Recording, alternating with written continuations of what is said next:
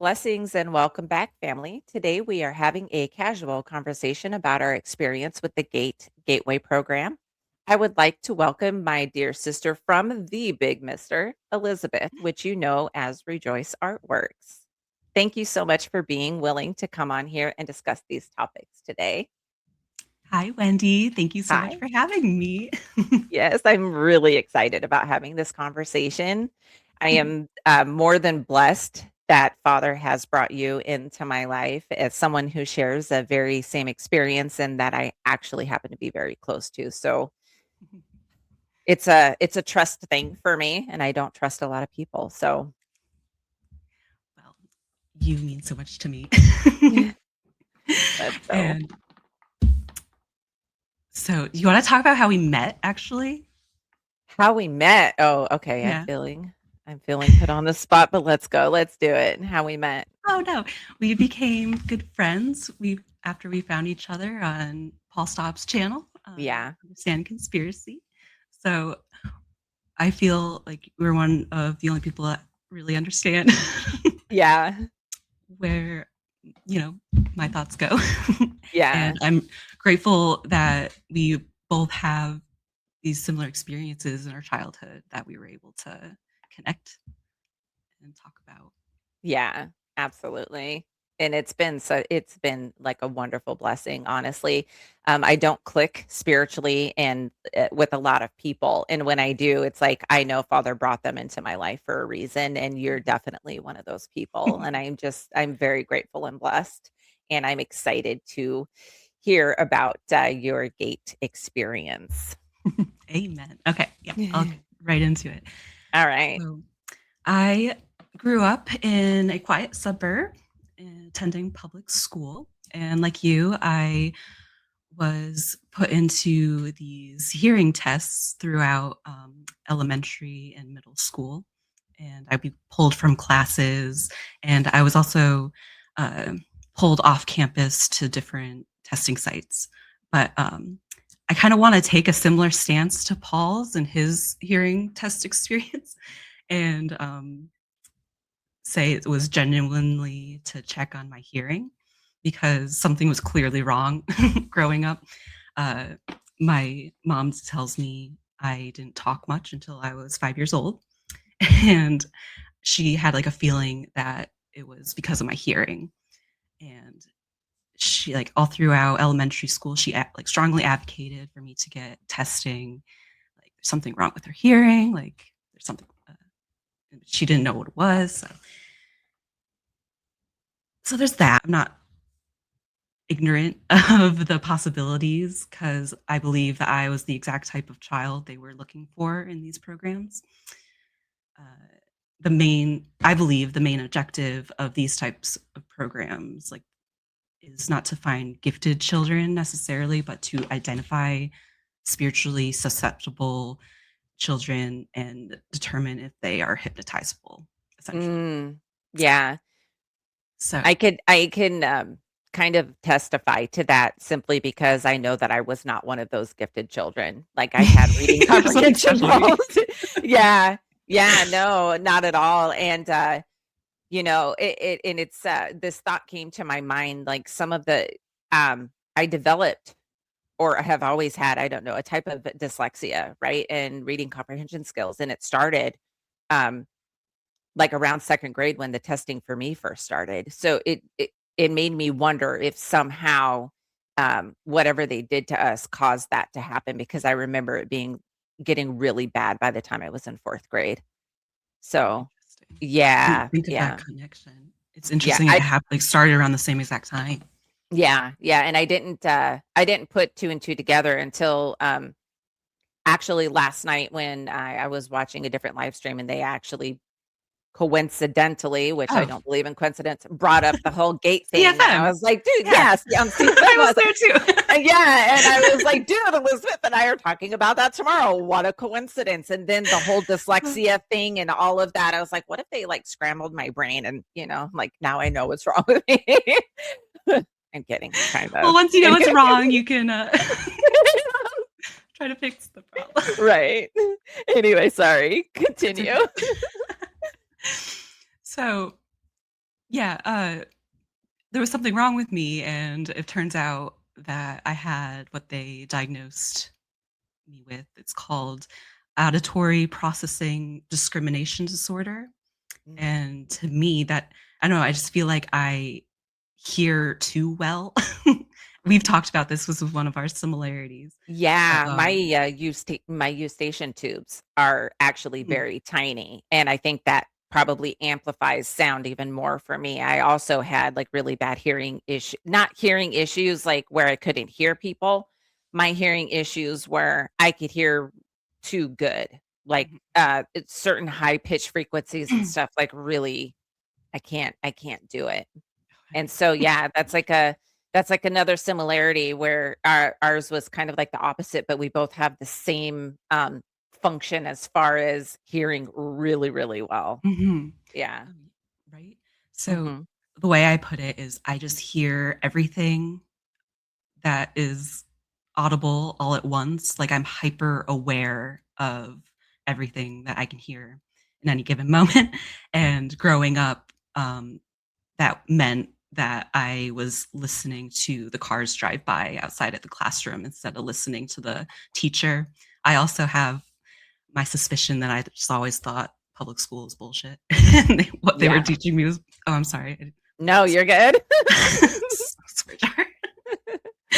And, Clink. and, yeah, so my diagnosis, the auditory processing discrimination disorder, I wanted to ask if anyone else who suspects that they were involved in the GATE program, specifically if they were diagnosed with that, because I haven't um, come across any of that information researching into this. But, You're the only other person that I know that had some type of, hearing anomaly like I did, at least that I've okay. heard from the It's research that I've done. it's so interesting because whenever the topic comes up, just like in CFM's live chat last night, everyone's like, "Oh, me too. I Yeah. have Yeah. the exact same experience," and Mhm. it's just so weird. Yeah. I don't believe in coincidence. But like I said, like I think the main objective is to find spiritually susceptible children, and I think, in other words, these are children that are easily influenced by spirits and have abilities like astral projection and lucid dreaming, and like what we were just saying before we started recording, like these tones that they would put in our on the headphones. Mhm. Maybe maybe they cause astral projection, like, during the testing, and they want the children to forget about what they experienced, and that's where the pink drink comes in. That's not Yeah. something I remember. That was one of the details I just learned about online, but, isn't that Yeah. one thing you did? Yeah, I definitely had the pink drink, and the crazy part is, like, I had a conversation with my mom, and there was a portion of time where she actually worked for the school district, and she also remembers, like, preparing and administering the pink drinks. And sometimes a lot of the time, it was, like, fluoride for other children, I would like to call it. I think there was more in it than just fluoride, and my thought process behind, our memories with, being kind of hidden within our minds is that the pink drink worked in conjunction with the tones and stuff. So they would play a certain sequence of tones in conjunction with whatever was in the pink drink that, it caused us to hide our memories, right? It's not that we forgot, we just, it's just locked away in a compartment in our brain, which is why we're Mhm, able to access them now and pulling that thread and everything else comes from that, you know what I mean? mhm. So, um, It's you almost you like were they put oh, sorry. no, no, no, no, go ahead. It's like they, like, like, with these tones and, like, putting the children in, like, such a different state of consciousness, because that's what these tones kinda do, they, like, change your, Mhm. I don't wanna use levels of consciousness, but, like, the theta, beta waves. Yeah. What if the act of going through something like that makes the child dissociate and that's part of the reason why they forget. It's That's like they a like forcing a disassociation. Yeah, that's a very good hypothesis. It's hard for me to be able to say that's what it was, particularly for me, because I already had disassociation from the trauma and abuse that I went through when I was younger. So, but again, that is still abuse on the mind, causing the mind to do things that it's not normally meant to do, or to be accessed in that type of way. I do believe that there are spiritual gifts that are given to us by Father, and we can access them and use them without any other means. We don't need any type of hearing tones or anything like that in order to be able to like go into the dreamscape and dream world. Father brings us there if that's where he wants us to be. So um when you were doing the hearing test, so my question for you is, did they ever have you try to guess which ear that the tone was going to come through before it happened, or was it just strictly you were hearing the tones, or like what exactly do you remember from that? All I remember is just the tones. I don't really remember the specifics of what like how they were testing me, or like if I experienced what you did where they asked you to predict what side of the tone was going to come in next.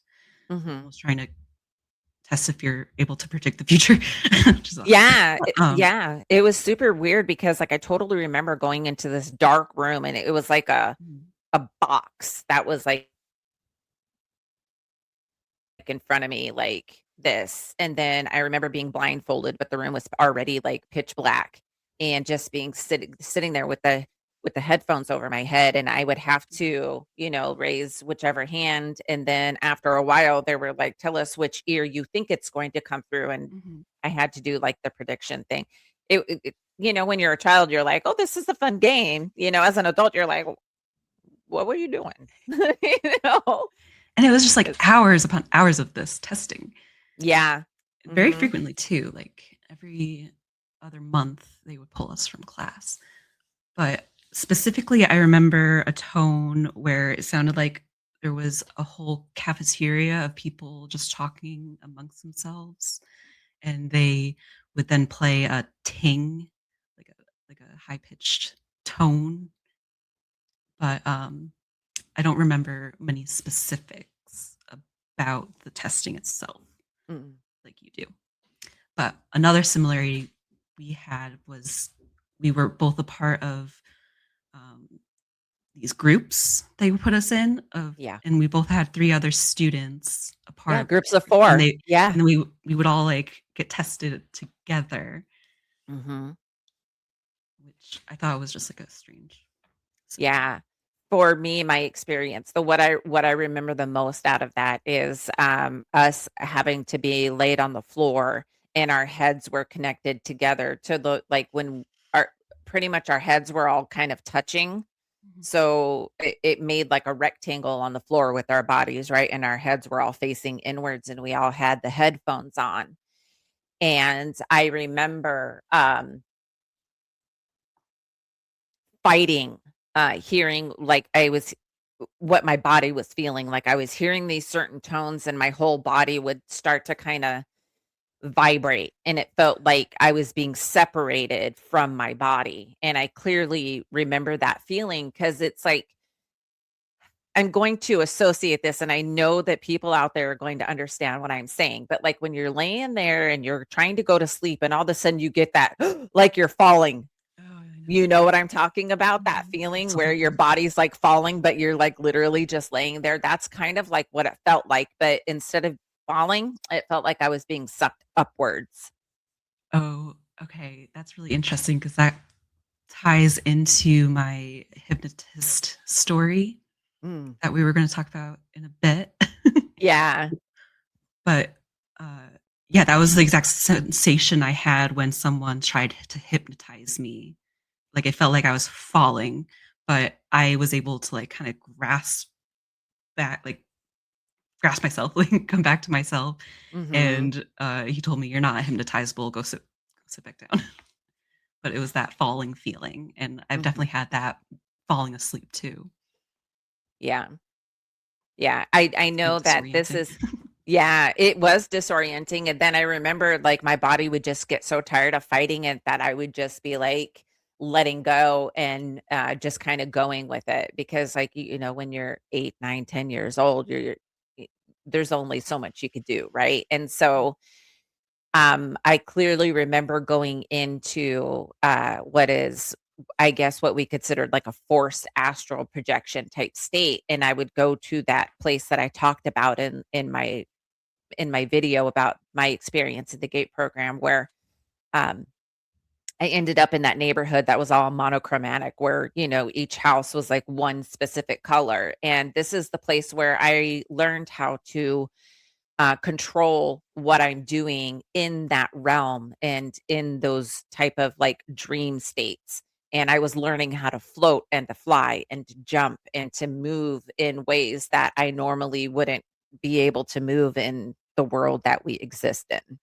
So this Like, is like a combination of lucid dreaming and astral projection. Like you have complete autonomy, like agency over yourself. Like, yeah, I knew I was there. I knew I was awake in there. And it was just kind of like a big playground, basically, where I was learning how to do all of these things. that's Yeah. fascinating. Yeah, it's kinda scary when you think about it, but at the same time, it's like Father protected me from whatever was going on, Mhm. um, and I know that I ended up suffering from, night terrors and sleep paralysis and stuff right after my part in this GATE program pretty much ended, which was, like, about 6th grade for me. So, 6th grade going into 7th grade, I was, like, right around 11 or 12 years old, and that's when the, insomnia, depression, and, night terrors and everything, like, really ramped up. And granted, I was already having, like, really bad nightmares and night terrors before that because, you know, of my trauma and everything when I was younger, but it just, like, makes me think all of it in conjunction with each other, you know, possibly made it really, really bad, you know, Mhm. to where I blocked out a lot of it until I, you know, felt that little tickling in the back of my brain was like, "Hey, you can remember now." Yeah, that remembering feeling, it comes at such random times. Like I'll be just living my life, going about my business, and then a memory will just come back to me. And it's Yeah. just like, okay, here's the moment you're ready to Yeah. Yeah, I strongly believe that process Father this. just, like, lets us remember when it's time for us to be able to remember, you know? There's reasons for it. So, do you remember any type of games or anything that you had to play or whatever when you were in the GATE program? Like, you know, the concentration or I had another game actually come to my mind when I was preparing for our conversation, and I remember getting super fascinated with the hidden objects too. And I would have to, you know, I would have homework on hidden objects, the playing concentration, word searches, crossword puzzles. And then I even remember cutting up like certain type of puzzles and having to like tape them and put them, glue them back together and stuff. For me, it wasn't so much, you know, they weren't looking for math skills, reading skills, or anything. It was purely like pattern recognition type stuff, which I happen to still really be good at this day. Mhm. I only remember a lot of flashcards with shapes Yeah. and a lot of computer games. But I don't remember like the exact what's the word? What the name of the computer games or whatnot? Yeah, the name of the computer games, like what the objective of the game was. The theme of the Yeah. games? Yeah. I like you, but unlike you, I don't remember much prior to 2nd grade too, but I don't have trauma like you. Yeah. But, I remember confiding in my with my mom around 18 that it really bothered me how much I didn't remember my childhood, and I thought maybe it was a combination of watching Nickelodeon all my childhood That could and, do uh, it. and just maybe going through these weird tone, uh, hypnot hypnotic, like, meditational, like, Mhm. sessions Yeah. in these testing, like, maybe that affected, Mhm. I my don't think so memory? much that the tones I don't think they were hypnotizing, I think they were more scrambling, Mm, you know what I mean? How they have those frequencies that, they could play at, like, protests and stuff like that, that make the people scramble and stuff, but that's, like, what my mind goes to. I think it's more like they're scrambling our connection with our memory mhm. versus, like, completely erasing it and disassociating and putting it somewhere else or even hypnotizing. They're just like, you know, it's like static. We have to change the channel and fine tune it to hear what's being said right in our Yeah. memory. Yeah, and I think, like, just like everything else, like, the enemy has perverted and twisted what is fathers and what's true and good, and I think there are good frequencies, like, I've been Mhm. learning a lot about the solfeggio frequencies, if Let's I'm go. pronouncing that correctly. I That's have just no like idea. I wanna hear it. Let's go. just like if you are familiar with the golden ratio, Yes. it's Father's fingerprint. apply that to frequencies and hertz, and it's just like a and, yeah, I do enjoy, meditating still with, these tones. It just Yeah. puts me in, like, a clear headspace, and I have more powerful prayers, it feels like. Yeah. I can really connect with the Godfather I love that. after that. Yeah, he gives us all the tools that we need. It's just up to us on how we use them. And we Mhm. could use them for righteousness or we can use them for evil, and I choose his righteousness. Yes. So I know one of the other similarities. Did you ever have experience with the pink drink or you don't remember at all? No, I don't See, remember the pink drink. yeah, and I remember, and this was even before I started remembering about the whole GATE program and the testing that was done on me. And I in the understanding conspiracy, the dream chat, I remember distinctly talking about how when I was younger, my stomach would always hurt and I would always have an upset stomach and like end up being in the nurse's office in elementary school. That was like the biggest core memory that I had from elementary school was always feeling sick, not wanting to go and being in the nurse's office all the time. Mhm. That just brought back a memory. I, dealt with what my doctor called abdominal migraines. It was, like, on a daily basis all throughout high school. It's when my stomach it wasn't a nauseous, but it was like a it felt like my stomach was, like, squeezing in on itself almost, Yeah. Yeah. but that's what I thought of when you were saying that. Yeah, very similar experiences. I bet you probably did have experience with the pink drink, you just don't remember it. Yeah, I right. think it made a lot of the children not feel good, like, our spirit and our body, like, automatically rejected it. That's Mm. the only explanation that I have, it's not supposed to be there, so Yeah. I mean, it's pink, it's, like, the most unnatural color to be yeah. drinking. Yeah, it I get reminds it. me of, like, Pepto-Bismol, like, Yeah. the consistency and the color, and I know last night people in the chat were saying that it tasted like bubble gum or whatever, and I don't remember it tasting like bubble gum. I remember it Mhm. tasting like straight garbage and, just super chalky and thick and really gross. Something that I never wanna experience again. Like, I could literally like, if I think about it, just, like, feel it. Ugh. Nah, I'm good. I'm so good. Never again. So I know another, similarity that we had is, for me in 6th grade, by the time I was in 6th grade, I became super fascinated with, ancient Egypt and Greek mythology. Mhm. Same. Yeah. And it only got worse in high school and into col art school for Yeah, me. it makes me wonder, like, what would have happened had I stayed, like, on that side of town. I think the Mhm, testing and everything stopped on me because when, we moved from Mesa in the elementary school that I went to, like, almost an hour away to the opposite side of town, and when we moved here, um, I remember, like, 7th grade, hardly anything before that, and then, my high school years, like, I remember most of it. There's some things that are vague, but for the most part, I remember all of it. And so I believe my experience ended in about 6th grade. And I remember even we had like special field trips and stuff that we would go to Mhm. that other students didn't get to go to. Even like overnight ones, there was like this big sixth, quote unquote, 6th grade camping trip.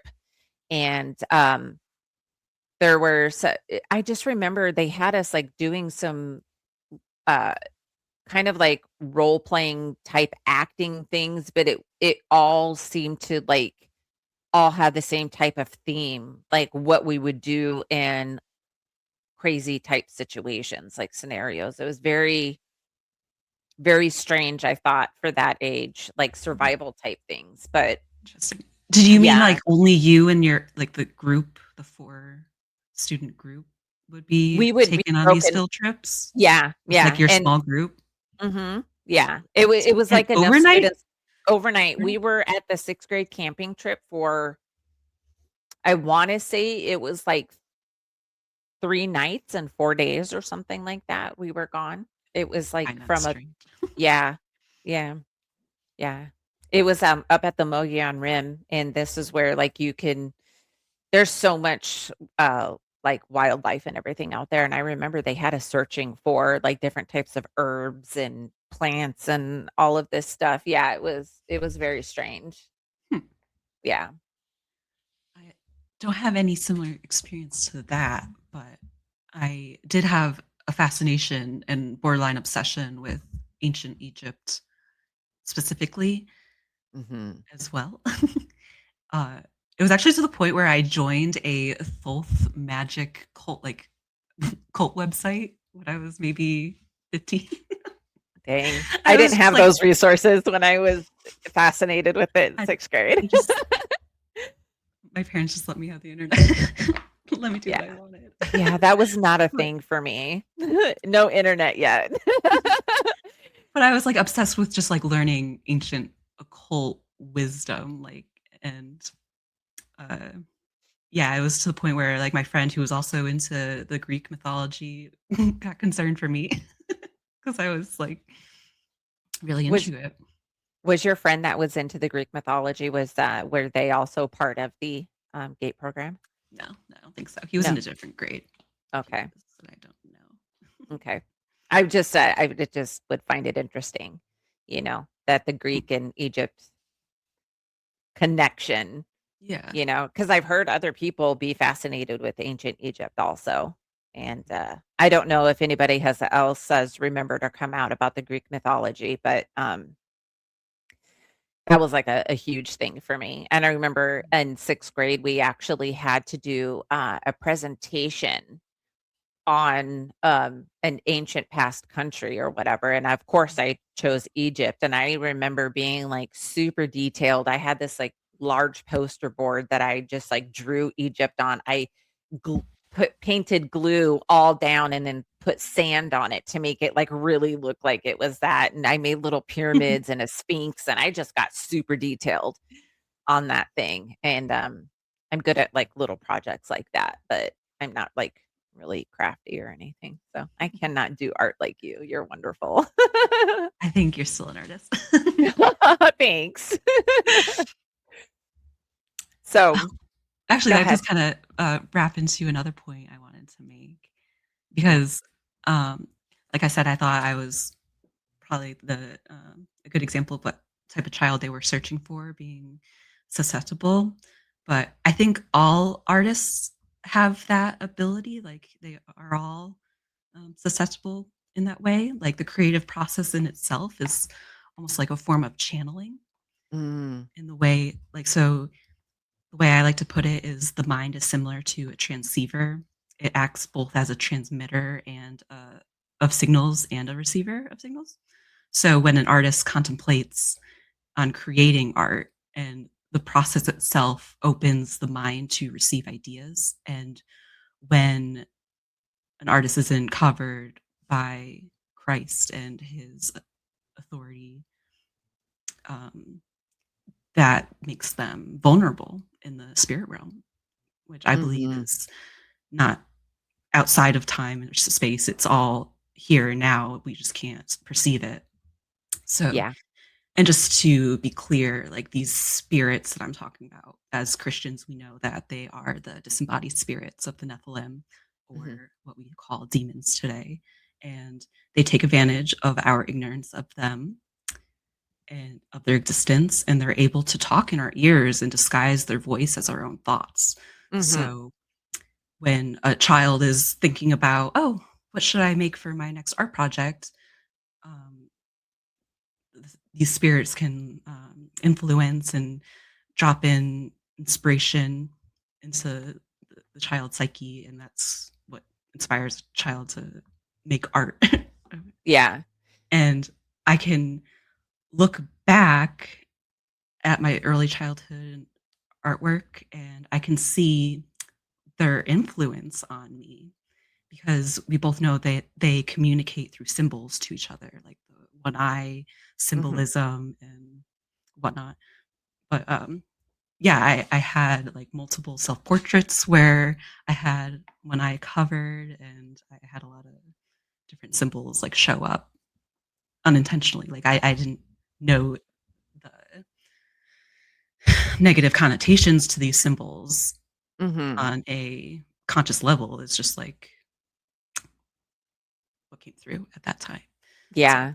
it's just my prayer that it's when I am contemplating on creating art that I'm only communing with the Holy Spirit who Yeah. There's something that I want to just touch on really quick with you talking about the symbols is that I want everybody to remember and understand that all symbols originate with Father, and the one eye symbolism actually came from Abba, which is the Ayin. I was shuffling through. And this is the originator of the one eye. It is Father's. It is not the enemy's. Okay. It represents spiritual sight and vision to watch, to know, and to have the Holy Spirit converging on our person. So sometimes if we are meditating, we can get a vision from the Holy Spirit and we can know that it is from Father, right? So we don't need to be afraid of these things. We know our authority here on this channel. amen.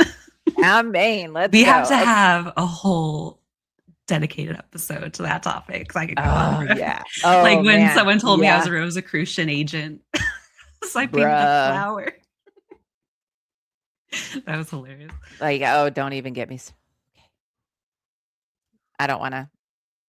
I don't want to get angry. No more swear jar. Yeah, no, I was close. Okay. So we talked a little bit about like the astral projection and going into that type of dream world. And I know um that there are other people out there that are considered seers and like what I could do is see through the veil. I know if and when there is any type of like demonic attachment to a person. And I just so a lot of people think that the veil is just this other dimension, ethereal type place or whatever. And I'm going to say, at least from my perspective and what I can see, that that is not accurate. The veil is like a light spectrum within our realm that not everybody can see through. And that's for, whatever reason, whether we've whatever we've lost the ability to be able to do that, or Father is keeping some people from being able to see through it to protect them in their own mind, right? So Mhm. that is one that's the best way that I can explain it. You know what I'm saying? Because this is the other thing, and I don't know if it has anything to do with it, but out of my left eye, I see more blue tones, and out of my right eye, I can see more of the warm and red colors. And especially if I'm looking at like a white background or whatever, I can really tell that my left eye is more blue. And I don't know if that has anything to do with it, right? And so these demonic beings are within our realm where we live. It is we just can't see them all the time. Sorry. We just can't see them all the time because of the light spectrum. And I just know that I can feel them a lot of the time. If I'm not seeing them, uh, it's almost like they're cloaking. I don't know how else to explain it. And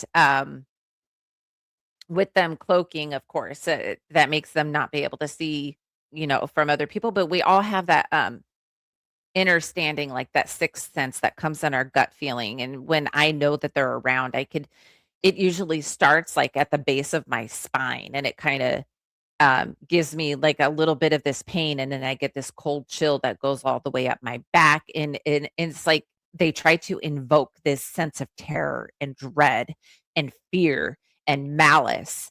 And then I'll get a really bad stomach ache where I feel like I'm going to like throw up or whatever. And then I stop and I pray and I'm like, nope, I am not giving them this fear. I am not going to give into this. And I rebuke them in Jesus' name.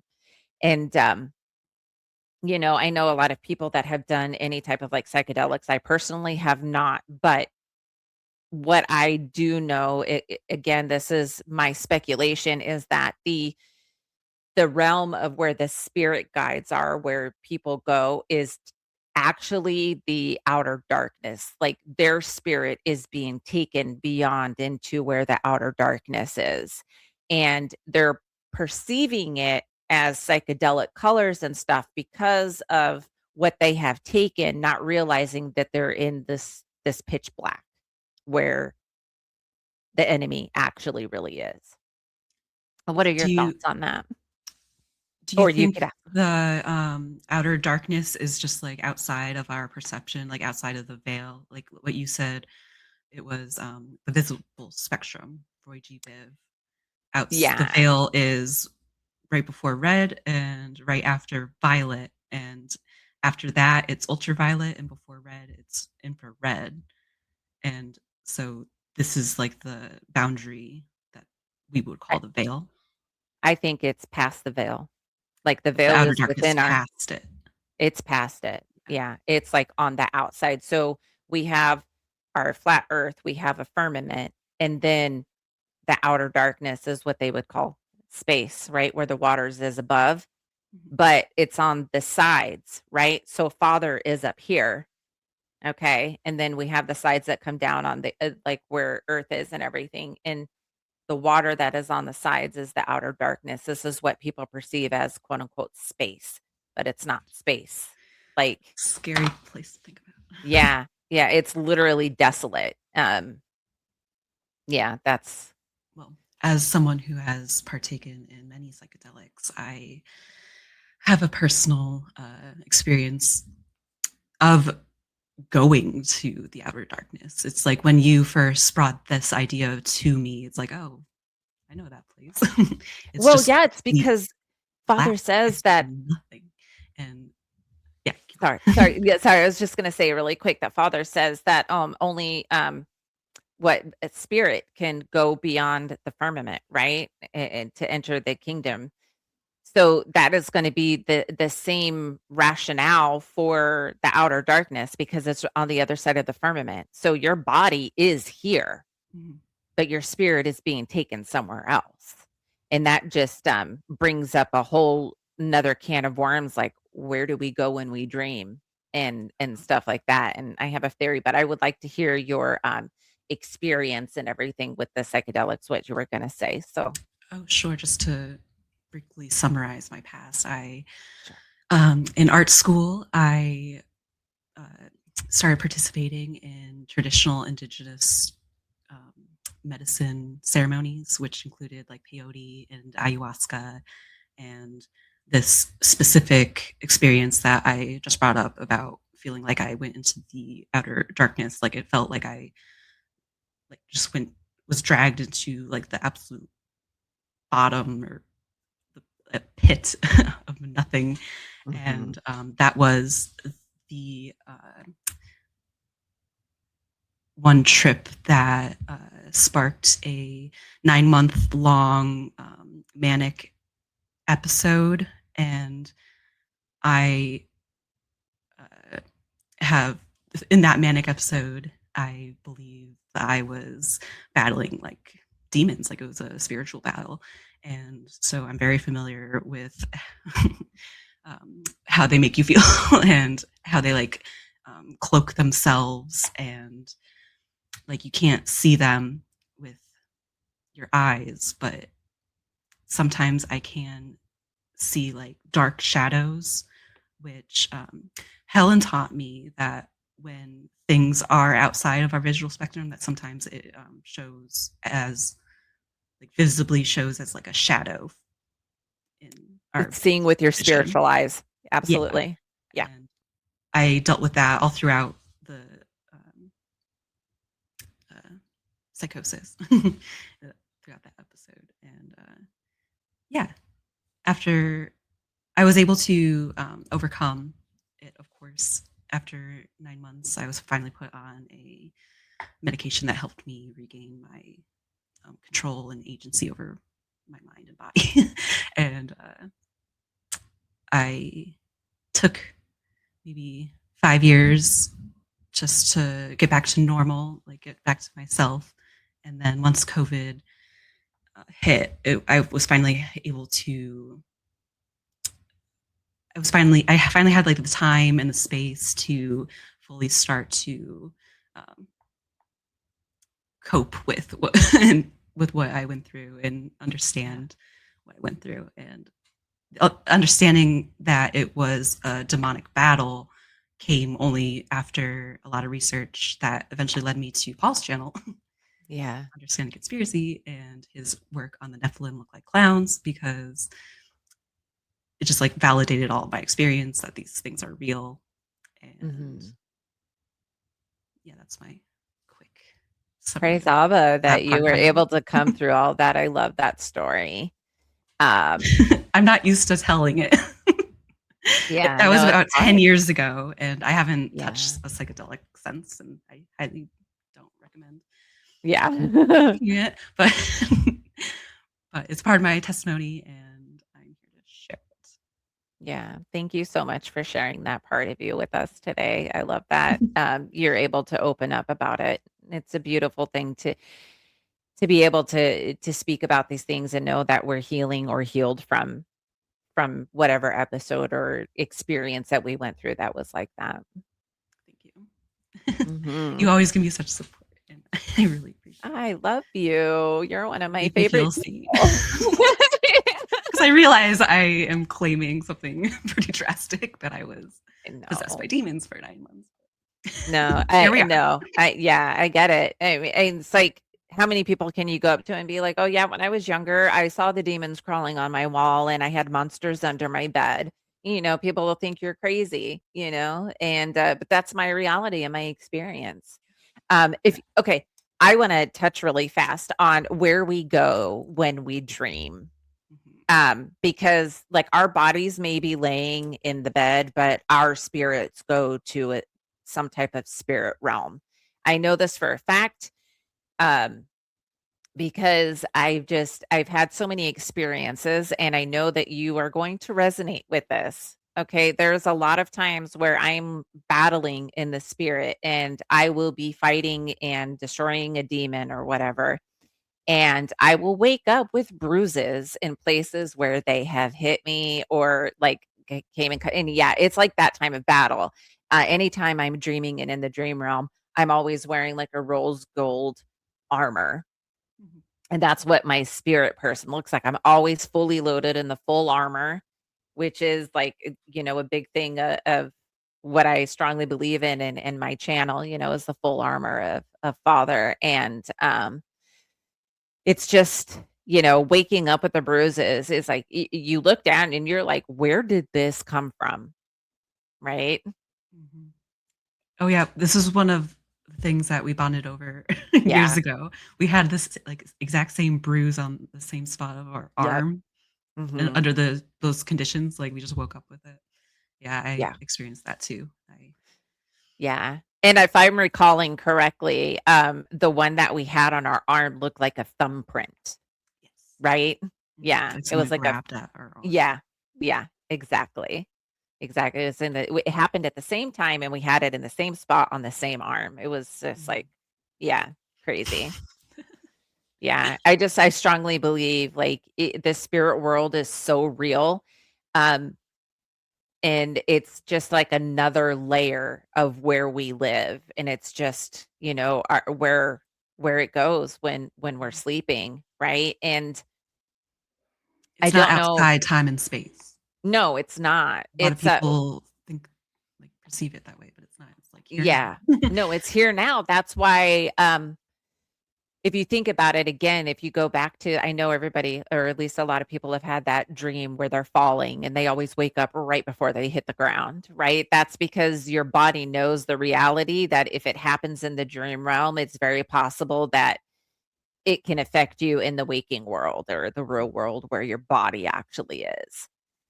It just actually, like the whole spirit realm and where we go when we dream reminds me of the verse where it says to be, separate from the body, to be where your spirit is separate from the body means to be present with the Father.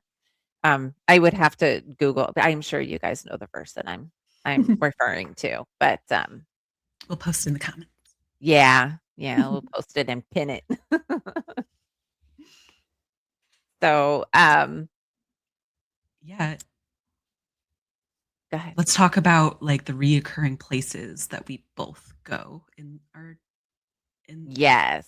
it's not a dream world, it's the spirit realm, right? Yeah, yeah, Yeah. spirit realm. So I know mall world is a really popular topic going around lately of where people go in the spirit realm in their dreams. But I've never experienced that necessarily.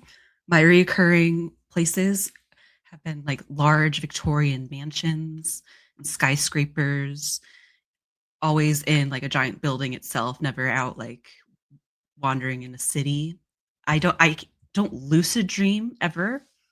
I just wake up with a remembrance of what happened to me. Like another very prominent recurrent place is mountains and elevators. I am Mm, always I have a very deep fear of heights, and me my too. father uses that fear to teach me lessons.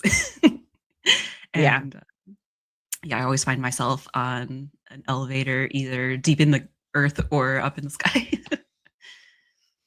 So yeah. I have a huge fear of heights, myself. mhm, But as far so I did have some recurring dreams again. One was like the astral plane. That's what I'm just gonna call it for reference, that place where the monochromatic homes were and everything. And then, I had the one where I was always it was like a it's a forest, but it's like instead of being able to see the trees, you only see like the outline of the tree and the tree is black with like the jagged branches and everything. It almost like cartoonish, but not. But that is a place that I was always running from the werewolf creature from until I faced it one day and was like, I'm not afraid of you. And I never had that reoccurring dream again. Um, as far as other reoccurring dreams, I don't think I have any that I could think of just right off the top of my head. Um, I'm not sure if I had any other reoccurring dreams, but my dreams that I do have, they're always some type of premonition or I don't know how else to explain it. It's like pertaining to things in my life, though, things that are going to happen or that could happen. And I have an experience of doing this thing, what I have coined the term for myself. I don't know if anybody else has ever done this, but I call it dream walking. And it's where I'm in the spirit and I am awake and I'm being taken somewhere. And whoever it is that I'm being taken to be seen, it's like I can see what they're doing in real time. And basically seeing something that could happen to them in the future. It's very, very odd. It's like it's picking up warnings. Like someone that I happened to be close to, I had this experience where, at first I thought I was, dreaming, and then I realized that I was dream walking, and I saw a bicycle there, and not even knowing that this, person had a bike or whatever. And the next time I spoke with them, I had this gut feeling and intuition. I was like, yo, don't get on the bike, don't ride the bike. And then it turns out that this person was like, I was literally going to fix it up and start using it to exercise. And I was like, yeah, don't do it. Like, I don't know why, but I'm just saying, like, don't do it. So that's like the type of experience that I've had. I don't know if anybody else has ever had anything like that happen at all. And That's so then fascinating. yeah, it's weird, and it's not something that I can control. It's not like, oh, I'm going to do this, and set out to do it. It just happens when I'm laying there sleeping. Mhm. It's like I become aware in the dream, and not by my own choice, but my body is like whisked away and taken somewhere. And that's kind of like how it is when I call it what I'm doing, my nighttime ninja thing. And that's like what it's like when I'm being whisked away, and I told you about, at least I put it in the girls chat about that dream that I had where I was with someone, and there was like a trundle day bed there, like a trundle bed, with like the metal railing. And whoever it was, I commanded in Jesus' name for the demon to come out of them. And it was so strange because it was like all this mucus like came out of like one nostril only and out of the mouth and like hit up against the wall. And it's like I have things like that happen in my dream, and I really believe that there's someone in the spirit realm that was suffering, and you know Father had me go there and help them. I don't know how else to explain it, but I know that it was very real. I was aware, and when I wake up, it's like I just got back in my body. That's like the feeling that I get. That's so fascinating. I don't have, like, necessarily the feeling of, like, dream walking or, like, leaving. It's just like a normal dream to me, but I'm just as active as you. I, I don't really necessarily get the feeling of walking in my dream. Like I said, I never lucid dream. I just remember when I wake up, and I wanted to bring up, uh, these dreams I had about the 3 other students that were in my testing group. And I actually have had reoccurred dreams with the 3 other students that were a part of my, testing group, and one was just recently this past week. I messaged you about it at, like, 5 AM, Yeah. and it was just one of the dreams where I vividly remember just, like, speaking in the spirit, like, "Please just give Jesus a chance, like, you can trust him," and just, like, pouring my heart out, like, like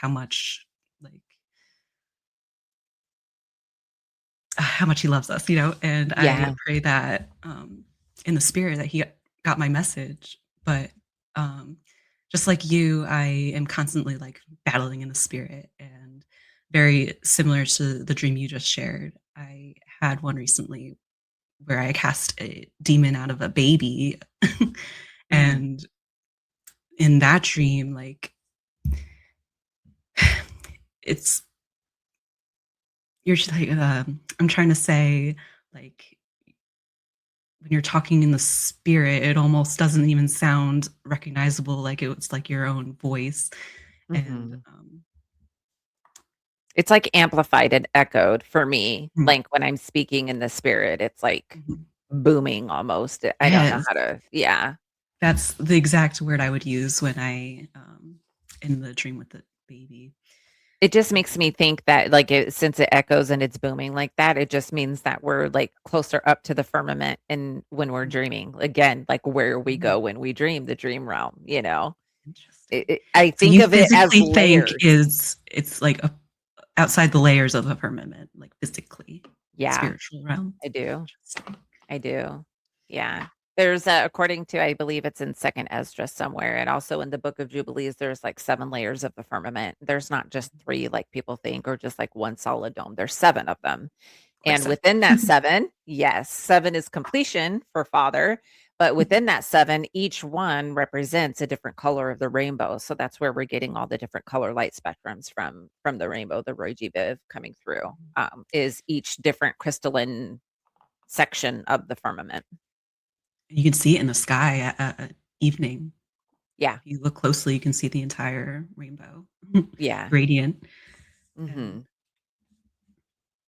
I would think most people could see it. I don't know if everybody can.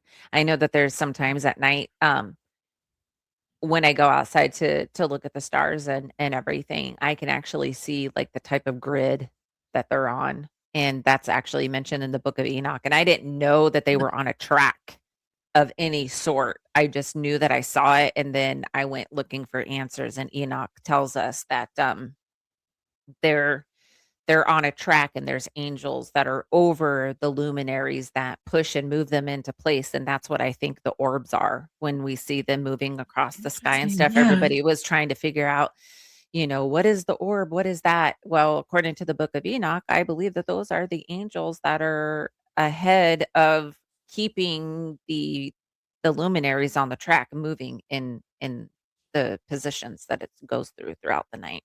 Oh man. That should be a whole nother talk. We have to get Yeah. I that. have so much to say about biblical cosmology. Like I've been studying it for such a long time, and it's so crazy because like it makes me wonder if this was like part of the GATE program, at least for me, because there were some of us students that got to go to the Kit Peak Observatory out here in Arizona, and um, it was the planetarium that I went into, and I could tell you, in my mind, this is how it's always worked, right? And I've known this since 2nd grade. I went into this room, the room was flat, it was a dome over my head, and all the luminaries were projected above my head, moving. The ceiling and the sky was moving. It wasn't the ground that was moving. And in my mind, I'm very simple, and that's how I think. It's almost like a black and white for me, and, that's how I knew that Earth always was, right? I didn't know that there was a name to it or that other people thought that way. To me, it was just that, and that's how it worked, and I never really thought about it again after that. I got very involved with the constellations and the luminaries and all of that, and, I have always been fascinated with it ever since then, which is to this day what brought me to the Mazzarote and the gospel and the stars and all of that, which is like a whole nother topic for another day for real. That should be like a whole playlist. We really need to dive into that Yeah. together. You have so Yeah, much to I teach would me. love that. Yeah, I that would got my be star great. chart wheel. Let's go. I love that. I love that. I just have to find time to go out into like a field and do it. But it's like Yeah. -8 degrees lately Yeah. No, at we're gonna night. wait So. until it warms up. Mhm. Yeah. Um, I know that there was like another similarity as far as like this particular dream that I had.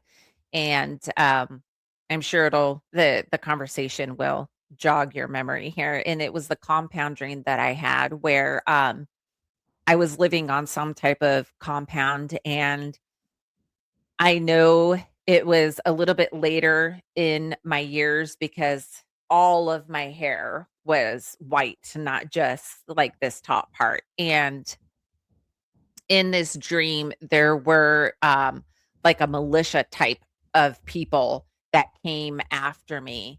And um, I knew why they were there, and I knew what they wanted.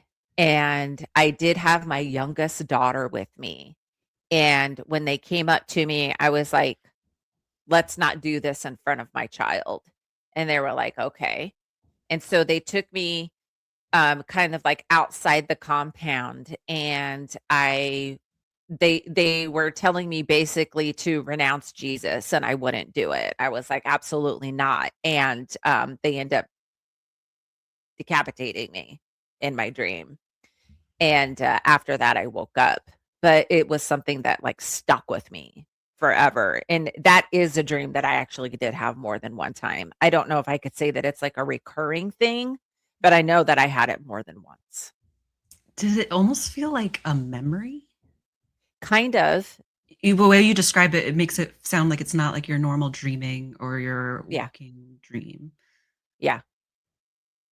I do Because have that a, because yeah, that can it does. open up the conversation to like walk-ins or not Yeah. walk-ins, but like um, how do I put this? I think you described it as walk-ins during our conversation. If you want to Yeah. just elaborate on what that means for the people listening would be great. So it's like the idea of when Jesus says, if you're able to believe this, speaking of John the Baptist, he comes in the spirit of Elijah. Like, it's not that it's not reincarnation. It's just the fact that we are souls that are eternal and he wanted to send us back here. So Yes. maybe we have had lives in this story already and we're Mhm. now coming back. Yeah. It's a And resurrection of types, a resurrection of the yeah. spirit. Yeah, because there's verses definitely that back that up. Obviously, we have Elijah that comes in the spirit of John. We have Lazarus who comes back into his own body. Mm. There's other um, verses that back it up. Father knows us from the foundation of the earth, right? And to be, um, goodness, I'm trying to think of our spirit when we pass goes back to Father that gave it to us. There's a verse on that, and there's man, there's another one that's a really big point that I want to make, and it's totally like left my mind. But bring it back to remembrance if I'm supposed to remember it. Um, anyway, you can you can continue. I'm sorry, I didn't mean to interrupt. It was just like the first time you told me about that. I remember. Here, you can go before I continue. Um, yeah, it's so Sheol is where our spirits are held and kept, right? And at the in Revelation, it talks about the second death, right? When that is the death of the spirit. So they say it is appointed for man to die once and then judgment. But the thing is that our bodies die, right? But that doesn't mean that our spirit is dead because we haven't been judged yet. So essentially, what's happening is that our spirit comes back either in a different body, or for me, I had a what I call a death experience at the age of 23, um, where I swear I died, and then I woke up back in my bed and not knowing how I got home. And so my spirit has yet to be judged, therefore it is not, being blotted out of existence, which is what happens if you don't make it into the kingdom or you advance and move into the kingdom, right? And so um, none of us are in judgment yet, and we have not obviously experienced a second death, which is why we're all still here. So our spirit is being sent back because if we don't get it right the first time, guess what? It's like a cycle, and we've got to do it again. This is like there are verses that can back this up in scripture as far as people coming back as someone else again, like Elijah and John the Baptist type thing. It's the spirit of Elijah, right? And so it's essentially the same thing. I just wanted to point out I was reading this week and I was reading John this week and I noticed that I think when someone asked John the Baptist if he was the Messiah or was he Elijah or a few other specific things, and he said no to all of it, which made me wonder like, okay, so he said no, he was not Elijah, but Jesus said he came in the spirit of Elijah. So does that mean John wasn't even aware of this himself, but Jesus was? Absolutely. Absolutely. I think like our memories are, it's not so much that they're erased, but as we get older, they fade. Mhm. Okay. And so I can give you a couple of examples, at least personal things that have happened to me. Okay. So we'll start off with I had a dream that was a shared dream with my sister, and then, when my son was 3 years old, he had the same dream, okay, and so I was, like, 16 when I had when I had it, and so my sister was, like, 20. My son was not even thought of by then yeah, at that time, right, and so in my dream, I had some children, and it was, like, an old style plantation house, and it was, it felt like old New York or something. And I know that the time period was the 1800s, and, I died during a house fire. I was, like, in there looking for my children, and I couldn't find them, and I remember my spirit kinda being on the outside of the house, and when I came outside of the house in the spirit, I saw that my sister had already saved my children. And, I was in the vehicle with my sister, and we were talking about, I was, like, relaying the dream, and then she finished it, and she's like, "I got the kids out of the house, and, you died in the fire." And I was like, "Yes, I sure did." And so, that kind of part of that was, like, the catalyst of me getting really involved into, like, New Age and, like, a reincarnation type thing, not knowing how the spirit worked at that time. Mhm. And so we're gonna fast forward a few years, and we've got my son who's, like, 3 years old, wakes up from a nap, like, basically screaming bloody murder. He was just terrified, and I was asking him, what was going on, and he was like, "Mom, do you remember that time a long, long time ago when you were my mom before and you died in that fire in that house?" And I just, like, got the goosebumps all over, and I started crying because I was like, "There's absolute," and I didn't think about that dream or anything, mention it at all whatsoever, um, after I talked about it with my sister. And so there's absolutely no way my son would know anything like that. And it blew my mind. It was absolutely insane that that even happened. I was just like, what? Like, I'm Yeah, like, sorry. that's such a personal and direct experience, like, you can't no one can tell you otherwise. Yeah. Like, Yeah. you've experienced, like, it's Hmm. uncanny. Yeah, and so the other experience that I had with something, kinda similar as far as, like, where the spirits go and come from, um, my youngest daughter, who just, recently turned 19, um, she was probably about, again, 3 or 4 at the time, and, some of you that don't know my background, I did not become a believer or know anything about God and Jesus until, 2020, when he woke me up, and, during this dream or no, sorry, this wasn't a dream. This was actually, like, what really happened. And so my daughter was, like, 4 years old, never talked about Jesus or God or Bible, nothing like that, right? And, she comes to me one day and she crawls up into my lap and is like, "Mom, you wanna know how, I became your daughter?" And I was like, "I would love to hear the story." And so she's sitting there and she's, like, playing with my hair, and she's, like, telling me all of this stuff, and she goes, "I was up there, and the big man up there was, like, asking me if I was ready to come be your child." And I was like, "Okay, and how did that go?" And she's like, "Well, there's these really big pillars up there, like columns, and the ground is like has gold marbled in it.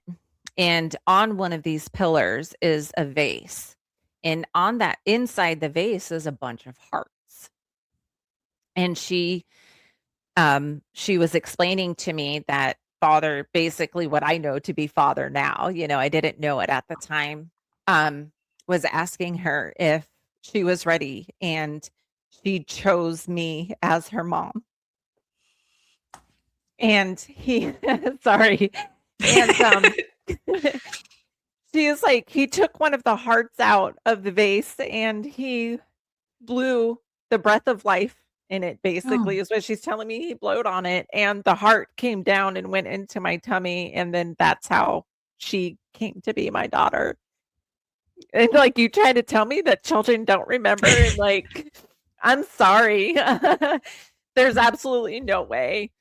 Um I'm sorry, that's like one of my favorite stories you've ever told me Yeah. before. Yeah, so, yeah, he knows us from the foundations, and our spirits are always with him before we come here. Yeah. I'm sorry.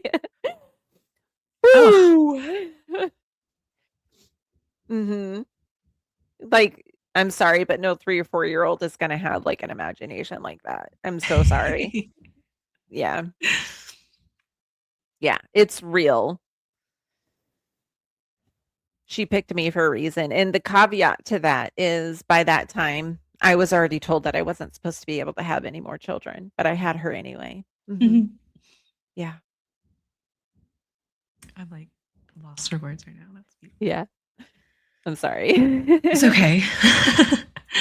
I did want to speak on one point you said that's similar to me.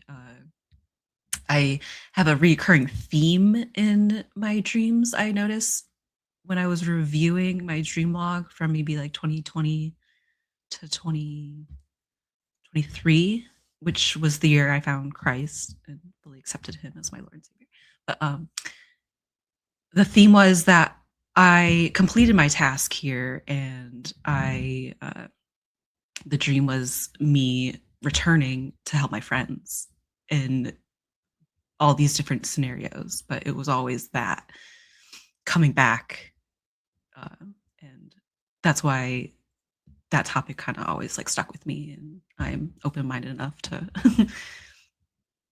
Yeah. possibilities. Yeah, I know that, people will say it's blasphemous to even, Oh, like, I'm sure. suggest anything like that, but, I don't care. I know what Someone, scripture says. yeah, And, you'll like, open your mouth and someone will call you blasphemous. It oh, doesn't. yeah, yeah, for sure, but it's like I said before, there is truth in the Bible, but not all truth is in the Bible. You and I are sitting here today, we were born on a specific day, and that's not written in scripture, but it's still the truth.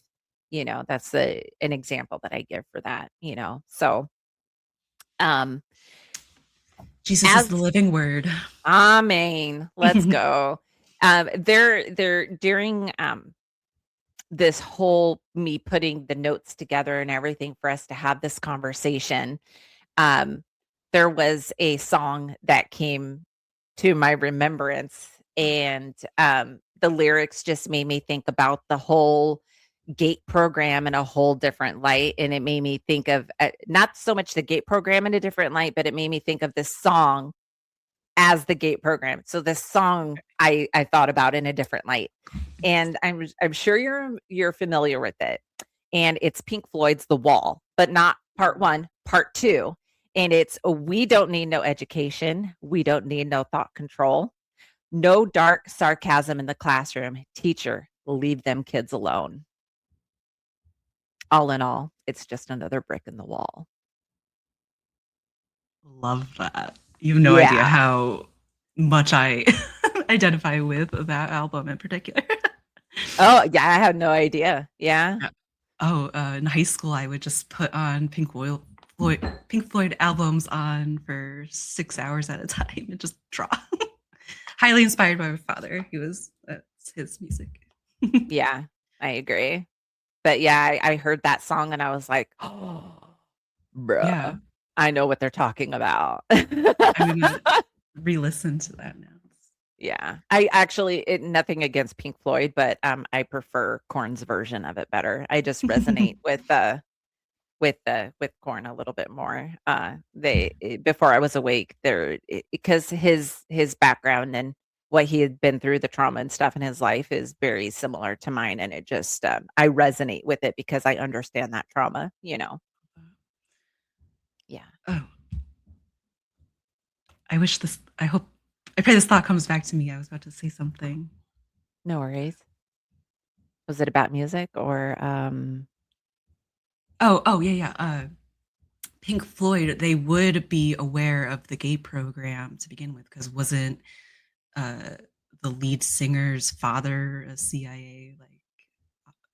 I think so. I remember reading up on it a little bit Yeah. and yeah, something along those lines. Yeah. Which is really crazy. Like, I don't know if your, parents were in the military, but I know, like, a lot of the gate children, their parents were in the military. My dad was Air Force. Mm.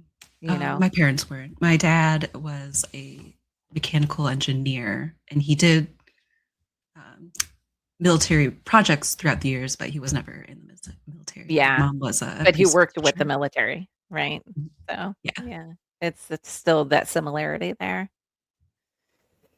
Oh, Um, and another similarity was that both our moms worked at the school during yeah, the time during elementary and middle school. yeah, She didn't. My mom didn't remember any pink drinks involved, though. yeah. You My said mom your mom like actually served prepared. them. Yeah, she Oh no. prepared and helped administer them. Yeah, but she just thought it was fluoride, Right, it right. was very innocent, you know? It's, just, uncanny similarities that all of us share together in our stories, and, I know that we're running a little, short on time, so is there, anything else that you would like to add or maybe let people know where they can find you? Any Yeah. last thoughts?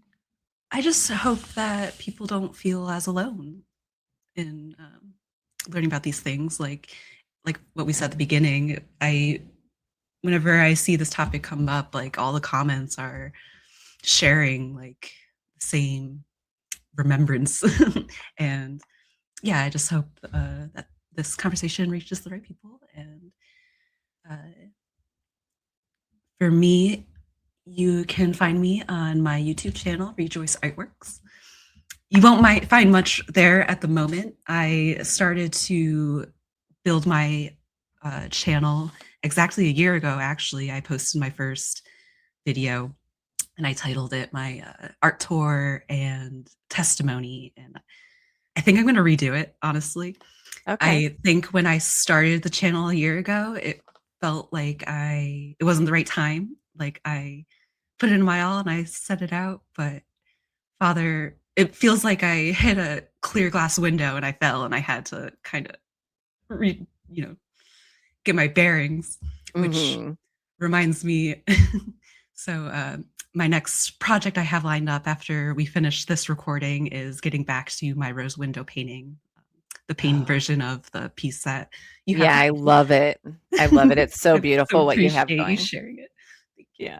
And yeah, I'll just share the next bird I'm going to start working on is the chickadee, and I'm doing that because I asked my husband the other month, like, "Oh, what bird do you think I should work on next?" And he's like, "Oh, I don't know." And we go upstairs, and 5 minutes later, chickadee uh, flies straight into our deck window, like, and I just sat by it for maybe like an hour, and it just like regained its composure, and he was okay, but Praise yeah. I got the message, okay, let's start with the chickadee, and just like reflecting on all of this, like uh, it just reminded me of the way I felt like I hit a wall before when I started Oh, this yeah. channel, and it's like a cycle is kind of completing, and now is the right time. So, anyways, that's a long, Synchronicities never stop with father. yeah. That's how I function. I just seek out the synchronicities that he puts in front of me, and Mhm. so yeah, if you subscribe to my channel, you should expect more content on the way. But How exciting. I can't wait to share my progress as I complete that piece, and who knows what's going to happen after that. Uh, I've learned not to make plans because people make plans and God laughs, and that's Yep. 100% true when I am It's so trying to, true. uh, you know, for my art career. Yeah. I went to art school and they told me one way to do it, but I dropped out, and I'm going to do it God's way, and that's just Amen. focusing on Jesus and keeping my eyes on Him, and not. And when I do feel stuck, this is a thought that is stemming from your last week's OTO word study post on dirt. I found it really touching. The message came that, like, if you feel like you're stuck in the miry clay, the best way to get yourself out of the situation is to not panic, uh, Mhm. stay one place, but to distribute your weight evenly, like to go onto all fours and just distribute your weight and take your time to just lift yourself out calmly. And that's how, reflecting back over the last year, that's how I felt. Like I just started a new job and I focused on that. And yeah. I mean, I love that. How wonderful. I have enjoyed this conversation today so very much, and I know we could probably continue it and talk for hours. Um, I really think that we should do it again. I know that we've talked about a couple of other topics, that I wanna keep in the back pocket for now and not bring up. Oh yeah, So, little and surprise. yeah, and we can work on that, together and, get some Absolutely. I notes together sure and have hope another so. conversation. Yeah, it's gonna be wonderful. Well, thank you so much for joining me today, Elizabeth. I absolutely love and adore you. You guys need to go subscribe to her channel. Check out her art; it is absolutely phenomenal. I know she has a Telegram, and I can link all of this stuff in the description. And with that being said, wear the full armor every single day. Don't forget any piece of it. They all represent Jesus, and He is the way, the truth, and the life. No one Let's can go come to through the it. Father except Shoes of by Him. peace, belt of truth, Yes. uh, breastplate Breastplate of righteousness, righteousness. Yep. uh, Helmet of salvation. shield of his authority Faith. and faith, Sword and of the Spirit. sword of the spirit. Let's go. Amen. Well, All I love you right. too, Wendy. Thank you so much for having me. And like you said, I really hope that this is just the first of many. Absolutely. All right. So have a blessed day, everybody. Bye. Bye.